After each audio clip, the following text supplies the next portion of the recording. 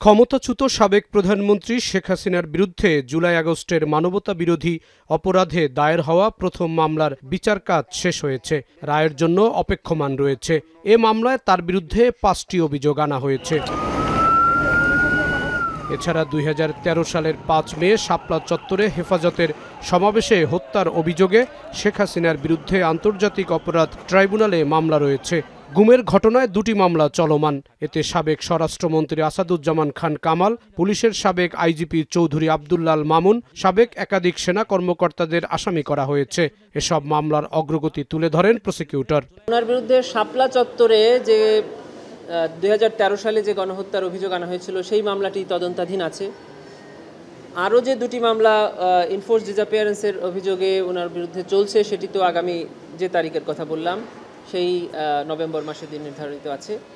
এই কয়েকটি মামলায় ওনার বিরুদ্ধে আছে। গেল বুধবার হাজির করা ১৩ সেনা কর্মকর্তার বিরুদ্ধে থাকা ২টি গুমের মামলার শুনানির তারিখ পিছিয়ে ২৩ নভেম্বর ধার্য করা হয়েছে। এর আগে এই মামলায় ২০ নভেম্বর দিন ধার্য ছিল। পাশাপাশি গুমের আরেক মামলায় সাবেক সেনা কর্মকর্তা জিয়াউল আহসানের বিরুদ্ধে তদন্ত প্রতিবেদন দাখিলের বিষয়ে ১১ ডিসেম্বর দিন ধার্য করেছে ট্রাইব্যুনাল।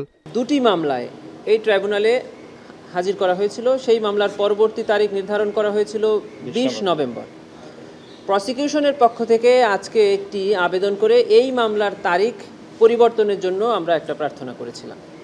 সেই আবেদন মঞ্জুর হয়ে আগামী নভেম্বর মাসের ২৩ তারিখে ও ২টি মামলার পরবর্তী তারিখ নির্ধারণ করা হয়েছে। এটা আমরা প্রসিকিউশনের প্রিপারেশনের কারণে আমরা প্রসিকিউশনের পার্সোনাল ডিফিকাল্টিজ আছে মর্মে উল্লেখ করে এই আবেদনটি করেছিলাম। এদিকে জুলাই-আগস্ট আন্দোলনে রাজধানীর চানখারপুলে ৬ জনকে হত্যার ঘটনায় মানবতাবিরোধী অপরাধের মামলায় ডিএমপির সাবেক কমিশনার হাবিবুর রহমান সহ ৮ আসামির বিরুদ্ধে ১২তম দিনে মামলার ২০ নম্বর সাক্ষীর জবানবন্দি রেকর্ড করা হয়েছে। পরবর্তী সাক্ষ্য গ্রহণ ২রা নভেম্বর। জাহিদ হাসান, এখন, ঢাকা।